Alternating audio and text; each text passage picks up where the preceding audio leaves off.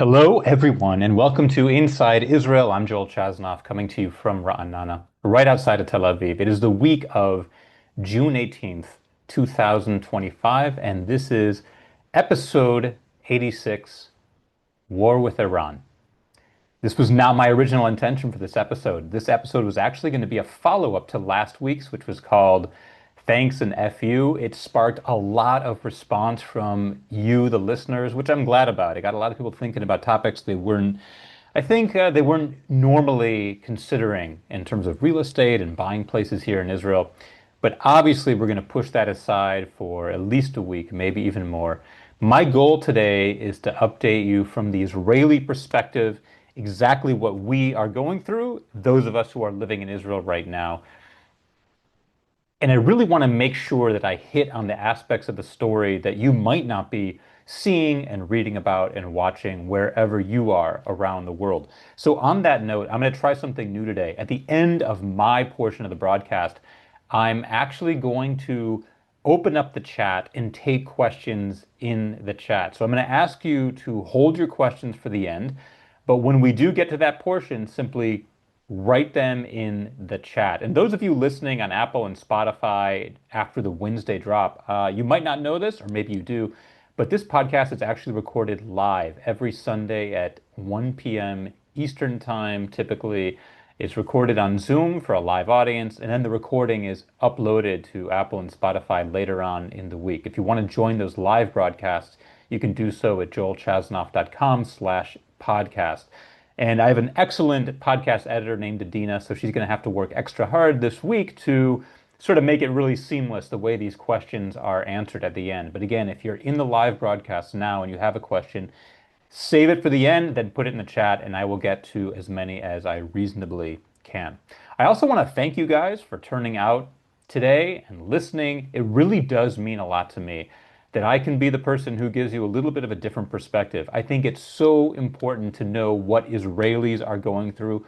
Often it's very different than what you might expect, and certainly different than the way it's being covered in media around the world. And even frankly, media here in Israel. There aren't the resources here in Israel to cover the individual stories or to give attention to how the average man, woman, child on the street are each affected by what's happening.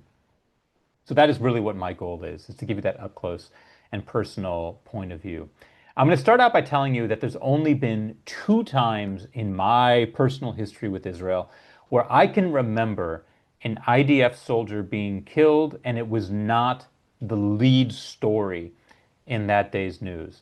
Typically here in Israel, sadly, if and when an IDF soldier is killed in battle or training, it is the lead story because our soldiers are our children and we pay very close attention to them and it affects us personally when a soldier is killed. It's always the lead story, but twice it has not been. The first time was when I was in the army myself. It was the fall of 1998 and Princess Diana was killed in a car accident.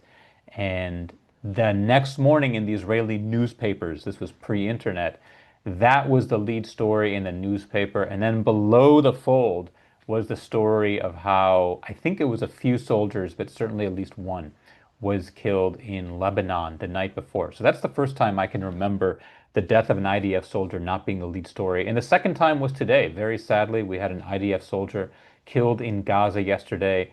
His name is Noam Shemesh, Zichrono Livracha, from the Kfir Brigade, killed by an RPG in a firefight with Hamas. And it was not the lead story today. And for understandable reasons. The lead story was the ballistic missile attack from last night, in which I believe the number is 11 Israeli civilians were killed. And that is really the big story here in Israel right now. How urgent it is to get to, it's called the Mossad, which is the safe room in your house or apartment, or if you don't have a safe room in your personal apartment or house, the shelter in the basement of your house or apartment building. I think, not I think, I know that there was a certain lax attitude that a lot of Israelis, including myself, have been having to air raid sirens. We've been experiencing them on and off for the past 20 months. And at some point, you get kind of lazy and you start phoning it in. And instead of going to the bomb shelter, you go to the stairwell. And then once in a while, you don't even go at all because you say to yourself, what are the chances statistically that this missile is actually going to hit my apartment building, even if it would get through at all? Because for the most part, we are able to shoot down all incoming drones and missiles through Iron Dome and David's Shield and the other mechanisms that we have. So there's been a certain laxness toward these air raid sirens. And I don't want to use the term silver lining because that's not the appropriate term.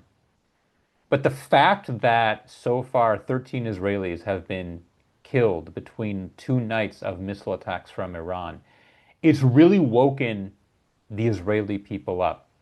And everyone now is taking it very, very seriously. The idea that when there is an air raid siren, we go to our bomb shelters. In my case, our shelter is in the basement of our apartment building. We recently discovered that the public school across the street also has a public bomb shelter. Last night we went there ahead of time. We knew there were going to be missiles, so around 7 at night we brought sleeping bags and camping pads, canned tuna, canned corn, water, books, games, and just headed over there. There's also internet and air conditioning and bathrooms. And so we spent a lot of last night there, knowing ahead of time that there would be an attack. And that's what we plan to do tonight. Right now, it's pretty much what the routine is. The Israeli government today extended the period of Azhara, which I guess you would say is uh, warning. I guess I'm losing some of my English here, but through June 30th. So through June 30th, school is canceled and all activities are canceled. Workplaces are closed. Only necessary stores are going to be open. So we're looking at 2 more weeks from today, where we're just pretty much expecting that we're going to be in the bomb shelter every night. And this afternoon, we were in the bomb shelter as well.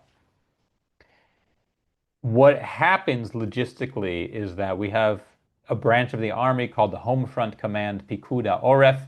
They have an app, and we all have this app. By the way, you can get this app as well. If you really want to be on top of what Israelis are going through, download the Homefront Command app to your smartphone and set your alerts to real time, and you will get a notification anytime Israel is being attacked by a missile. And the way it works right now is the system is very, very strong.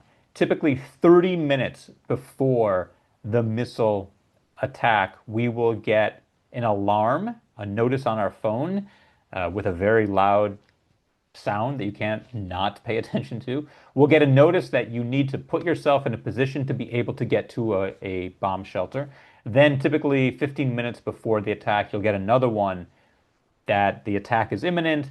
And then, about a minute before the actual attack, the air raid siren go off, at which point you have between a minute and a minute and a half to get into the bomb shelter. So at this point, there really is no excuse for not getting to a bomb shelter. Actually, let me take that back. There has been one excuse, and that excuse has been that your building or your house does not have a bomb shelter. And what we have found is that of the 13 people who've been killed in these ballistic missile attacks over the past 2 nights, every single one of them was not in their building's bomb shelter. They were either in the stairwell or they were didn't intend to go into the shelter at all because they thought it didn't, statistically it wouldn't apply to them. Um, but in any case, this is why Israelis are paying attention because with 100% certainty, if you are in a bomb shelter, your injuries will be zero or minimal. Maybe anxiety or maybe tripping on the way into the shelter. And someone asked if I could repeat the name. I'll put it in the chat at the end of the live broadcast. But again, it's the Home Front Command IDF Homefront Command app. It's an orange app. So what they are finding is that the 13 people who have been killed all did not have access to a bomb shelter in their apartments or their houses. Now, that's actually, I need to backtrack. The ones that were in Rehovot and Hulon last night, there was a shelter in their building. They simply didn't go down to it. So that's the point. Of the 13 people who were killed, all 13 were not in the shelter as instructed. Now, sadly, last night, four members of an entire family were killed when a missile struck their house. These are members of an Arab family. A missile, ironically, fired from Iran, struck an Arab village in Israel, killing four members of the same family. They did not have any shelter in their house. And this is alerted the country to a number to the problem that there are still houses and apartment buildings in Israel that do not have a shelter. Now, that does not mean there's no excuse. I Everyone is within some sort of walking distance of a shelter. The same way we have this public school across the street from us, uh, everyone in the country has some sort of public shelter near them. So even if their house or apartment building doesn't have a shelter, there is somewhere they can go. But this is the importance of that half an hour lead time, that if there's a warning that there's going to be an attack in half an hour, people they need to make their plans and start making sure that they can get to that shelter wherever it is. And it does seem like people are now finally taking that seriously. My expectation is that the number of deaths will decrease moving forward now that Israelis know how important it is to be in the shelter. Now, there's this other question. Why are these missiles getting through in the first place? In the past, we've been able to shoot down incoming missiles with a success rate that's much higher. I don't know for sure. I think, first of all, the number that are being fired is, it's 50 to 100 at a time. That's somewhat overwhelming. Also, you have to keep in mind the Air Force is the one ultimately responsible for shooting these down. And our Air Force is very preoccupied with our own missions in Iran. So my guess is part of it is just that manpower and attention is just less focused on the home front and a little more focused on these missions that are literally 2,000 kilometers away. That's pretty incredible, and we'll get to that in a second. But in terms of the home front, the real conversation is the importance of being in these shelters. On a personal level, I've complained before on this podcast about how much construction is going on in Israel. There's this program called Tama 38 where they're refurbishing buildings to make them resistant to an earthquake that we're expecting to have in Israel between the next 10 and 100 years, a very serious earthquake.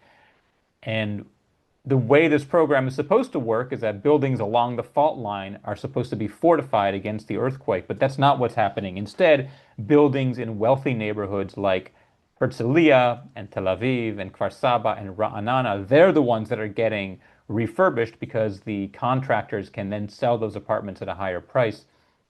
And the ones on the fault line are not being fortified.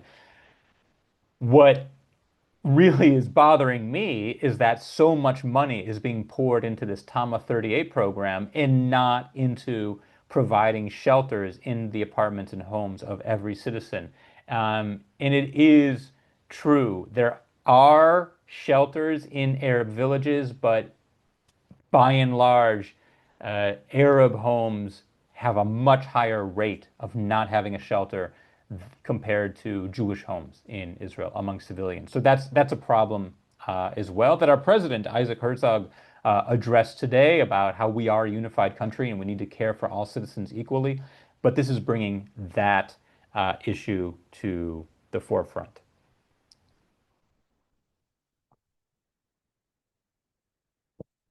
Okay, I want to talk to you a little bit about what I want to talk to you a little bit about what day-to-day life is like for us right now.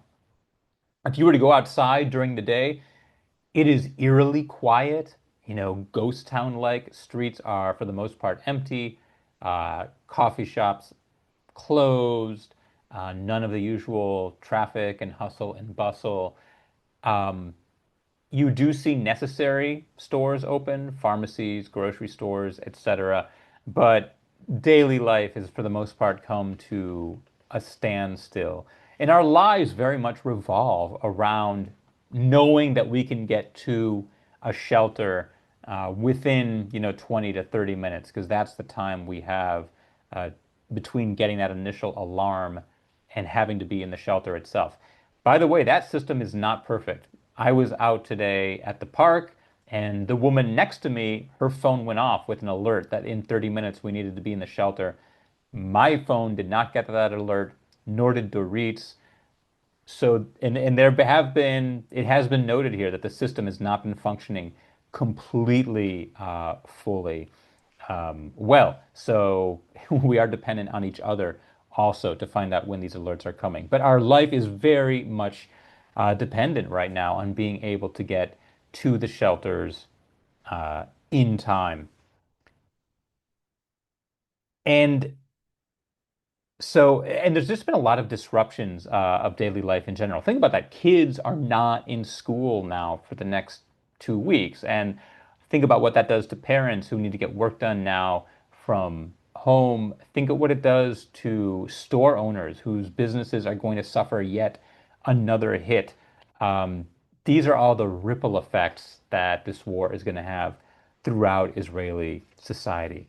I want to talk about the war itself. Another big thing that is being driven home right now in Israel is that this is not an operation, this is a war. And I think it's important that people know that and understand that. Before, when we had operations, it meant we were taking action against the enemy, and there really wasn't that much retaliation, or if there was, it was minimal. This is a war, and the media and the spokesmen from the government and the army, they are really driving home the point that we are at war and we need to treat it as such. In terms of what actually went down and how the war unfolded, I want you to see it from our perspective here. It really began on Friday with the breaking news that we had attacked some of Iran's top nuclear scientists and leaders of the Republican National Guard and the Revolutionary Guard, IRCG. Sorry if I don't have the term exact right. The chief of staff, the general of the army, that they were all taken out in these drone strikes. And what we quickly learned was that it was actually the Mossad who did this from inside Iran. And that was really awe-inspiring and unbelievable and just breathtaking to all of us. It turns out that the Mossad was able to build a drone factory in Tehran and operate in Tehran constructing explosive drones. So these drones that took out the top nuclear scientists and the generals and the head of the IRCG, they were launched from inside Tehran and from inside Tehran, direct hits on their apartment buildings. If you see the photos or video, the apartment buildings are standing except for one window that's a little blown out where the drone was actually sent in. So this is not weeks or even months in planning. This was years and years of planning. And there was really a sense of, I don't know if joy is the right word, but maybe it is the right word. There was really a sense of accomplishment and yeah, it was a really happy feeling of almost euphoria, I would say, when we got the news that we were able to do this. And I got to tell you, that bothered me. When I saw even newscasters speaking euphorically about what an amazing operation this was and how we were finally going to destroy Iran's nuclear capabilities, I got very nervous because I knew that this was not over. I knew that there was going to be retaliation, and I figured it would not be retaliation like in the past, but that there actually would be destruction and death. And that is what we were seeing. I don't know if you've seen the photos of Ramat Gan and Bat Yam and Rehovot, where these apartment buildings and houses were hit. But they look like you're looking at pictures out of Gaza, what we've been doing there. I mean, it's not just minor damage. I mean, entire blocks have been destroyed, the cars completely smashed and covered with soot. And it's because of the impact of these ballistic missiles, but also the shock waves, what we call in Hebrew the hedef, the shock waves that emanate from it. And that's why it's so important to be in the shelter. because the shock waves can ultimately what can injure or kill you, not necessarily the impact itself. Um, so that I knew that something was coming, and I didn't like the hubris that I was seeing amongst Israelis and on TV. And lo and behold, that night, but missiles fell on Tel Aviv, and I think Israelis got shocked and woken up a bit. One big change between Friday night and last night. Friday night, when the first missiles struck Israel, the news was very detailed about where they were. We're in Ramat Gan on the corner of Tirza and Yerushalayim, where a missile impacted. But then yesterday on the news, when missiles impacted, they were very vague. They said, we're heading to a location in central Israel where there's been a missile impact. And the reason for this, the reason for this is that it became clear that the enemy was watching our newscast and using what we were saying as information to help them recalibrate their missiles. There's no question that they were aiming for Tel Aviv and the Kiryat, which is like the Pentagon, the main headquarters of the army in Tel Aviv, and other very sensitive military locations.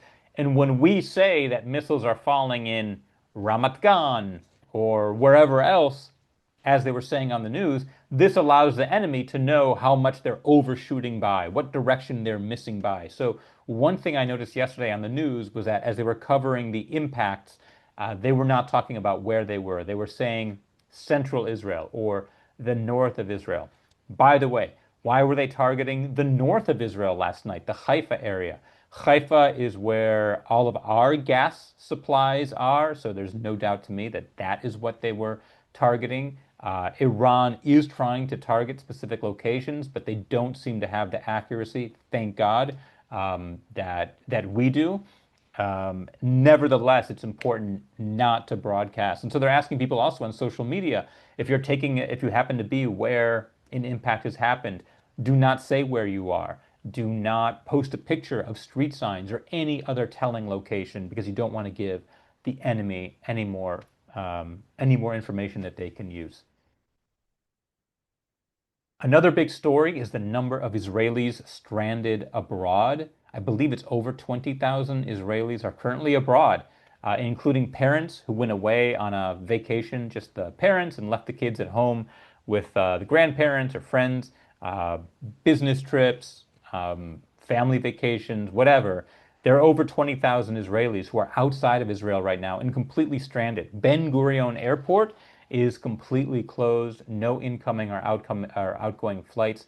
Today it was announced that El Al canceled their flights through June 17th and will have delays through June 23rd. And the reason is that El Al is flying to locations where Israelis are, Athens, Larnaca, other central hubs, collecting them with the intention of bringing them back. So that's been another big story is the number of Israelis who've been trapped abroad. I do want to mention that there really is a unified front right now. I haven't seen, really any political outcry. There are always going to be those outliers, and there were a few outliers who said that this is a very convenient time for Netanyahu to start a war because his coalition was about to fall apart, and so a war distracts. But I and almost everyone else really doesn't have that point of view. And the more we read about what's going on, the more we realize that we really had no choice but to strike and to strike now. That Iran literally was weeks away from developing nuclear missiles, and that we know what the damage from those could be. And we're seeing also how meticulously planned this is. That unlike Gaza, where we began the ground operation but didn't really seem to have a plan for a day after or what came next, we have hit over 700, I believe, targets in Iran so far, each one with a specific purpose, each one fulfilling a different branch of this very large tree of operations, whether it's wiping out the plant where they turn uranium into a powder. That powder then goes into the warhead. Without that powder, you cannot have a nuclear missile. So, on the one hand, we're still not able to get to the main nuclear facility because it's way underground, but we are able to hurt these other aspects of the nuclear processing operation. And these targets are very seem to be very well chosen, um, and it seems to be very effective. So there's nothing about this that seems like it's political or timed a certain way, or was just thrown together at the last minute. There has been some concern expressed that the hostage conversation has fallen off the table. And I won't lie to you, it really has. I mean, almost no one is talking about Gaza right now. No one is talking about the hostages right now, except for the extent that we're talking about how no one's talking about those issues. There is a hope that somehow this will help bring the 20 living hostages and the 30 plus bodies of the others home, that this will give us the leverage over Hamas, that will finally back Iran into a corner. But in terms of the story, I mean, it's clear the story of the day is the war with Iran. And in Gaza and the hostages there, I wouldn't even say they're an afterthought. They're really, just in general, they don't seem to be in the consciousness right now. I want to wrap up this part by talking a little bit just about what it's been like for me personally. The idea being that the more you can understand about what I and my family are going through, the more you'll be able to understand what many Israelis are going through. You know, the personal is the universal. I will say that just on a physical level, it has been exhausting. You know, it's been 3 nights in a row now that we were woken up at 3 o'clock in the morning. Why 3 nights? Because it started on Friday, so that should be Friday night and Saturday night. It's because Thursday night at 3 o'clock in the morning, we also had an air raid siren, and it turned out it was a warning. You know, I did a podcast a few weeks ago where we talked about the different sirens. There's a siren for Yom HaZikaron, Memorial Day. There's a siren if there's an air raid attack. But there's another siren, it turns out, another siren to warn you that something is about to happen. And Thursday night, we had one of those at 3 o'clock in the morning, pretty much on the dot.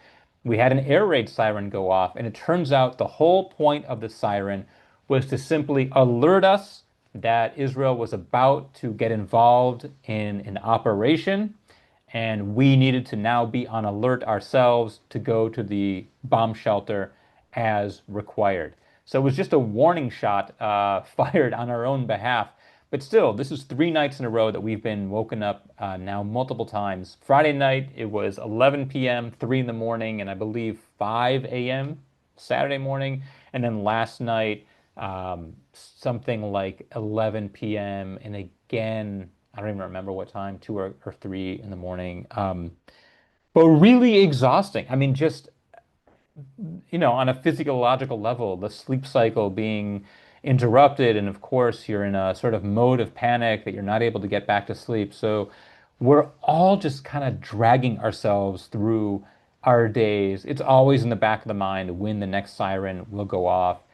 And you know, all the things that go along with it. I found myself, you know, grouchier than normal, quick to snap at people, definitely not relaxed, feeling anxious. Saturday morning, the air raid siren that went off at 5 in the morning. I'm not proud to say this, but I didn't even go. When it went off, I woke up and found myself like so nauseous and literally trembling in bed that I told Dorit I'm not going. And my family yelled at me, but I said just go, and I stayed in bed. Now I realize how stupid that was, and I won't do it again. But the physical toll of all this, it really is strong, and I'm not, I know I'm not the only one going through it like that.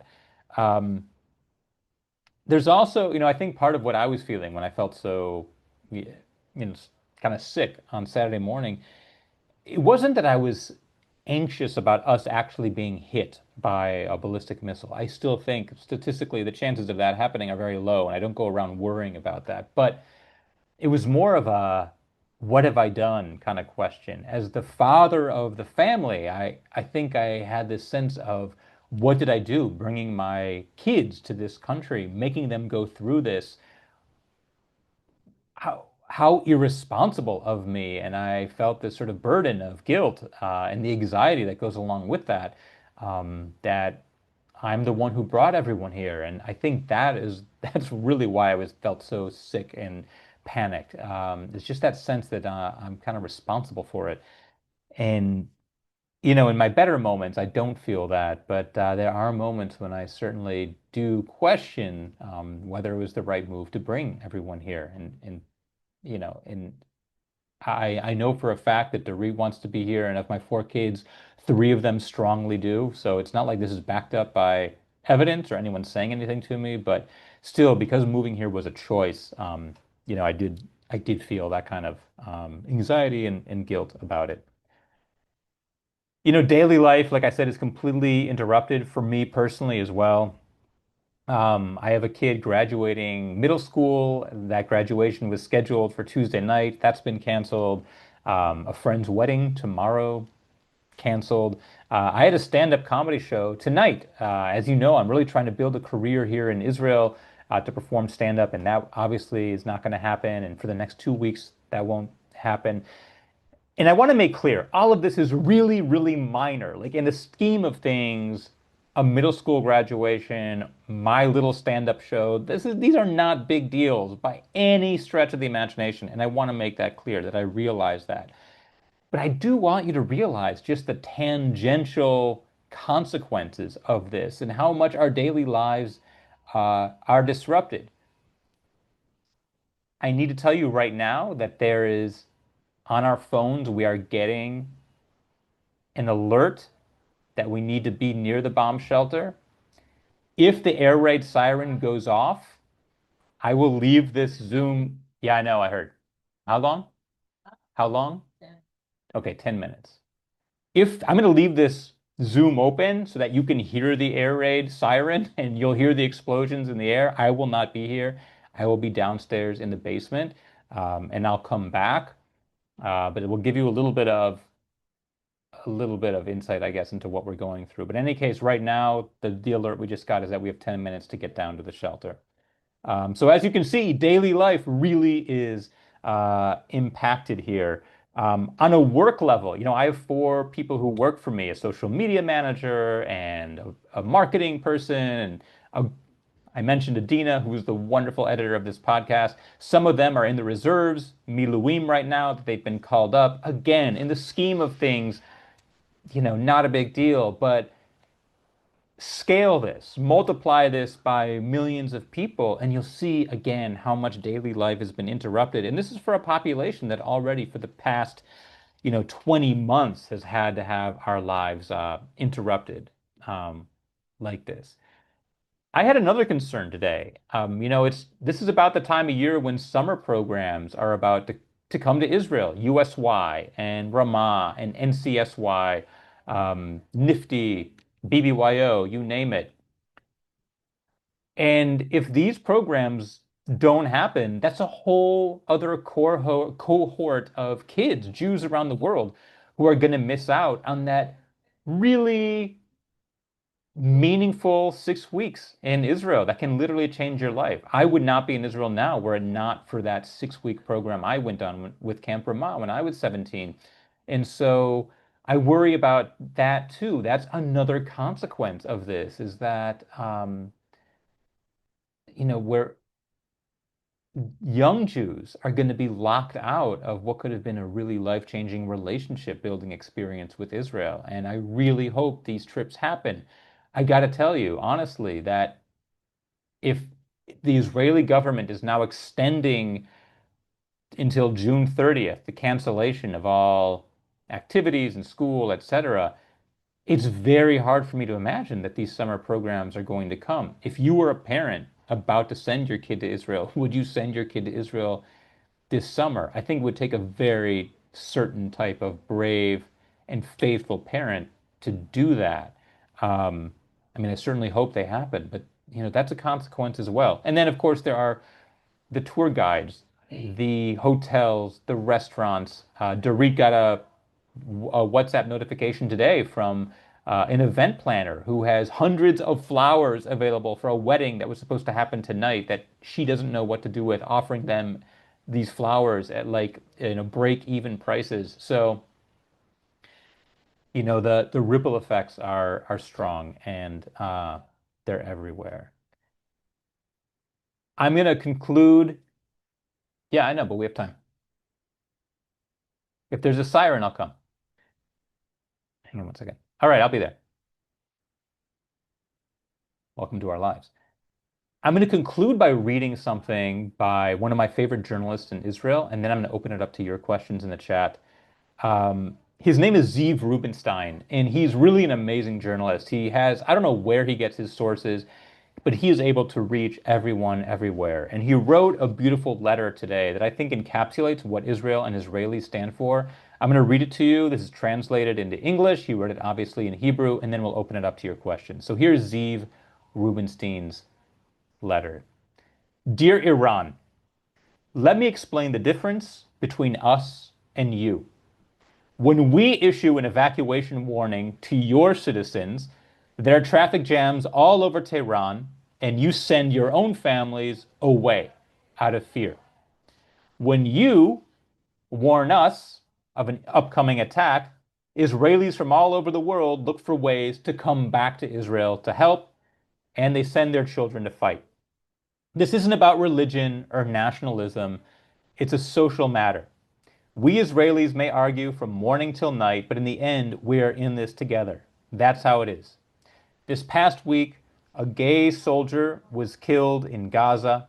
His boyfriend eulogized him, and it broke our hearts. Not long ago, a Haredi ultra Orthodox soldier was killed. His father wrote a heartbreaking eulogy on Facebook. A different day, a kibbutznik who protested on Kaplan Street was killed. His brother eulogized him by singing the cheer of Hapoel Tel Aviv, and it tore at our souls. Last Sunday, a settler from the West Bank was killed. His Facebook showed that he actually believed that Kahana was right. The father of a Druze officer said he was proud that his son fell, and the tears came on their own to all of us. The Bedouin tracker who saved his comrades and paid with his life received a eulogy, and his family returned to their tribe in the Negev. Leftist traitors have given their lives. Beast cultists jumped on grenades. Religious messianics ran into the fire. Club-going Arsim charged in first.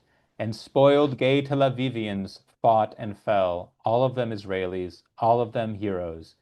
We have no choice. We are together. So that was from Ziv Rubenstein. I'm now going to open it up to your questions in the chat. And dearest Adina, you're going to have to work really hard to make this seem cool and seamless. So thank you ahead of time, and I wish you luck. Go ahead and please put your questions in the chat if you would like me to answer them.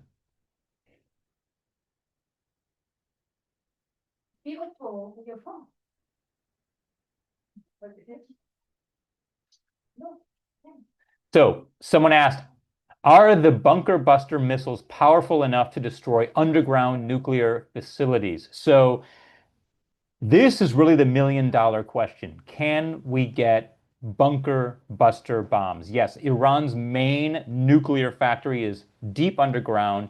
From what I've heard, bunker busters would be able to blow them up. But I've also heard that America, they are the ones who have the top level of bunker busters. And as of yet, they have not released them to Israel or have not agreed to use them.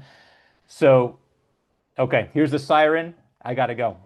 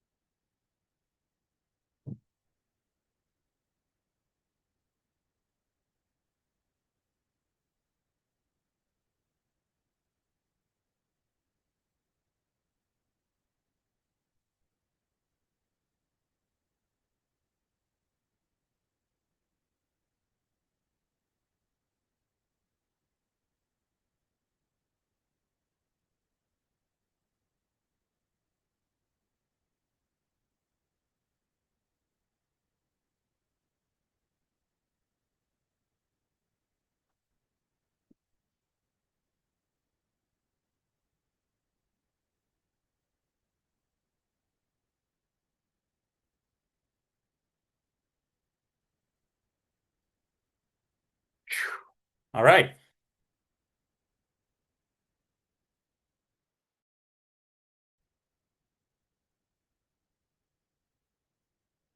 Some of you, wow, the majority of you are still with us. Okay, so this one has been cleared.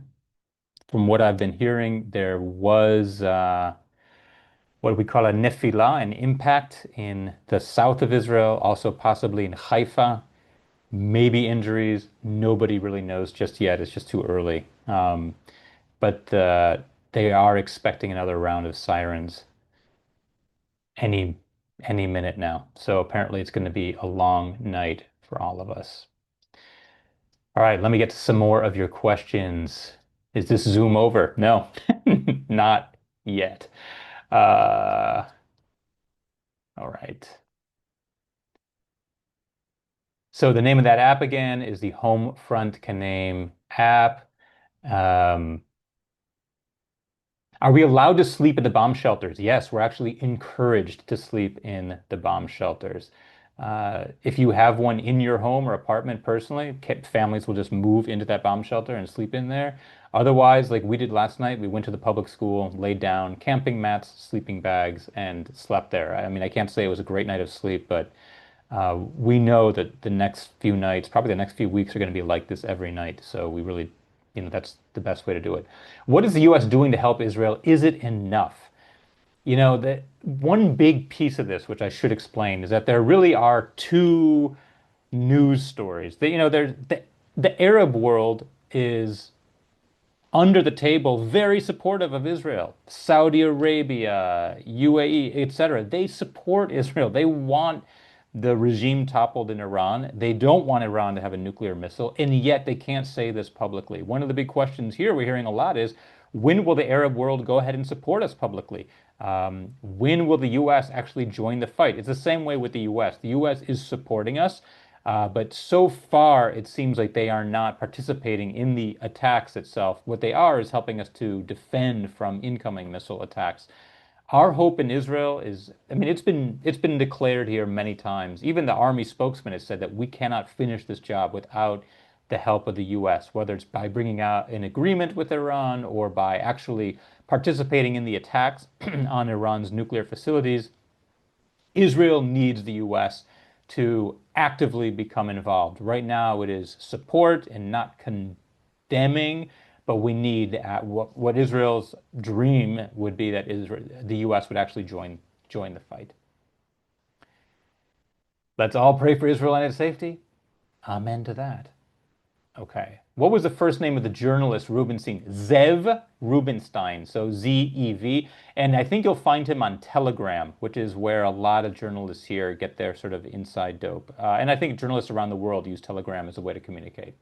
Um, so Z-I-V or Z-E-V, Zev, Zev Rubenstein. Let me see if there are other questions.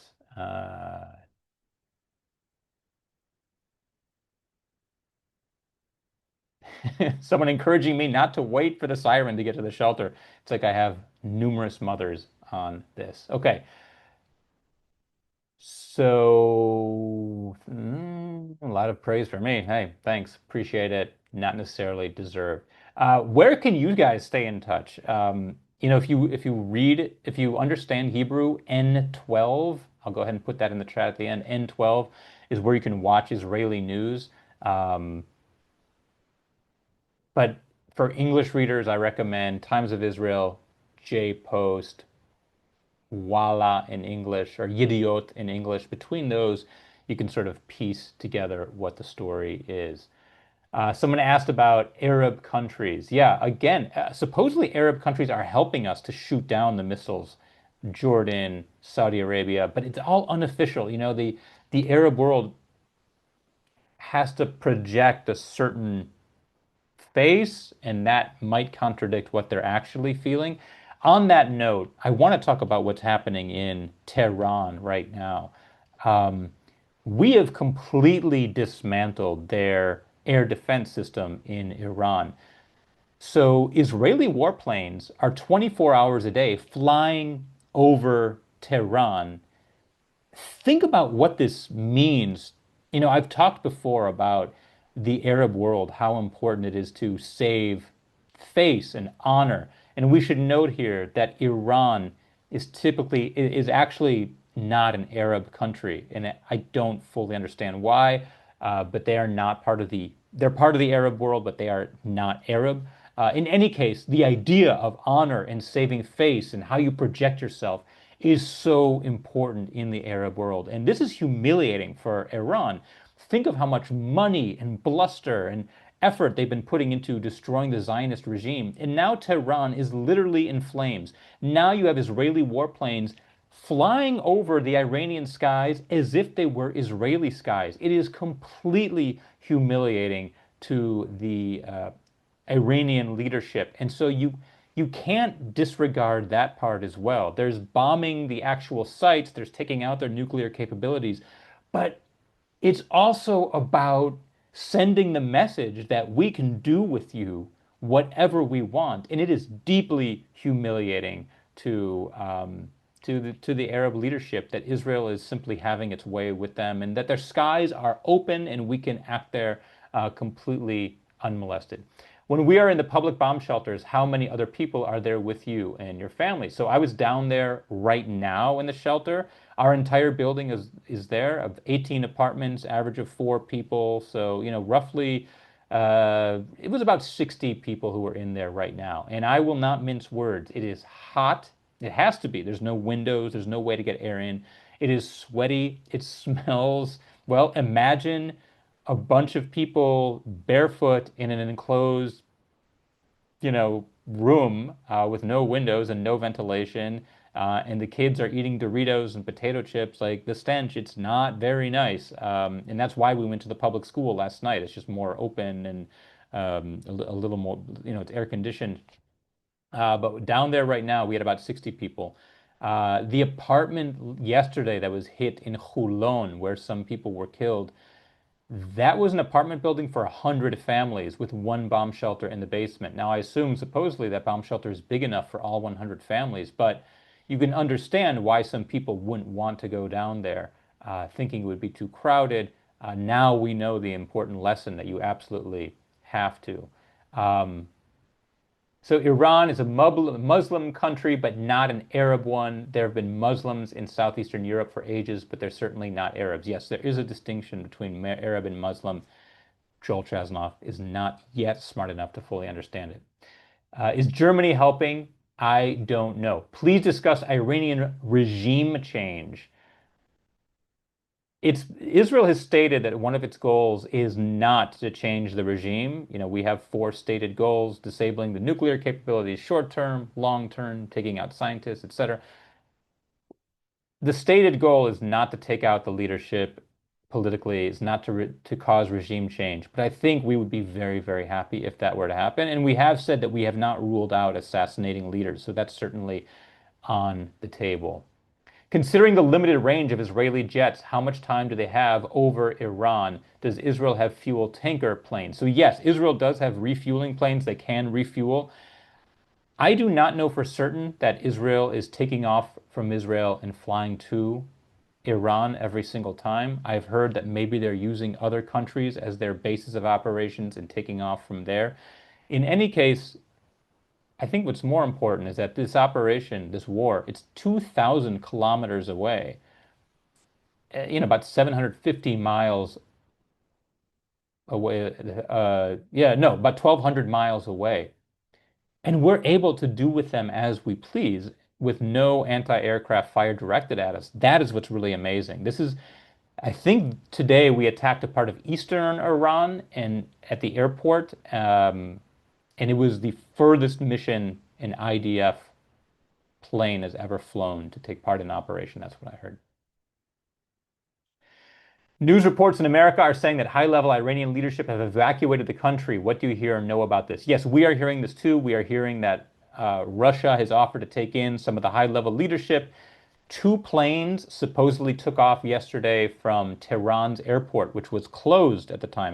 Tehran's airport has been closed, and yet 2 planes took off that were not registered with FlightAware, the international flight tracking system. It's believed that some of the leadership may have been on these planes fleeing the country. So this just shows you also what their leadership is all about, that when the times get tough, they pack up and go.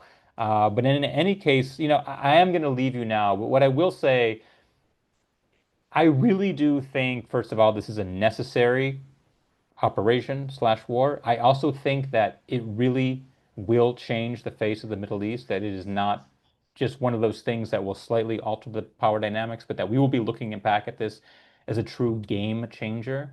Um, Israel has vowed not to end this war until Iran's nuclear capabilities have been dismantled, either militarily or through a forceful agreement.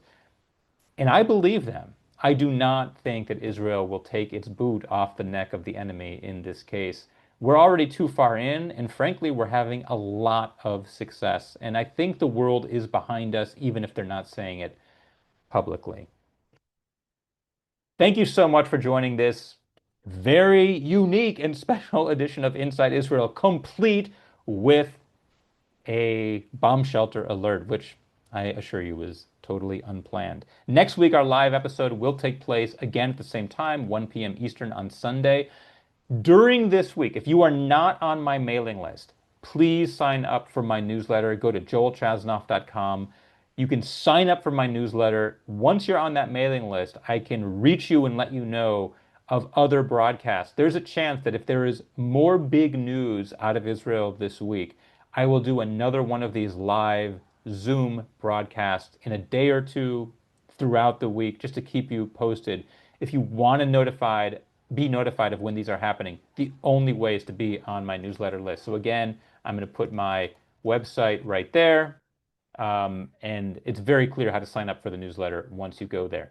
Toda rabah. Thank you everyone for joining. If you know someone who would get a lot out of this, please forward it to them. The live recording, this one will be up on my website tomorrow, and the audio recording will drop on Wednesday on Apple and Spotify. Until then, thank you for being with Israel. We really do appreciate it. I would love to see you here soon at some point.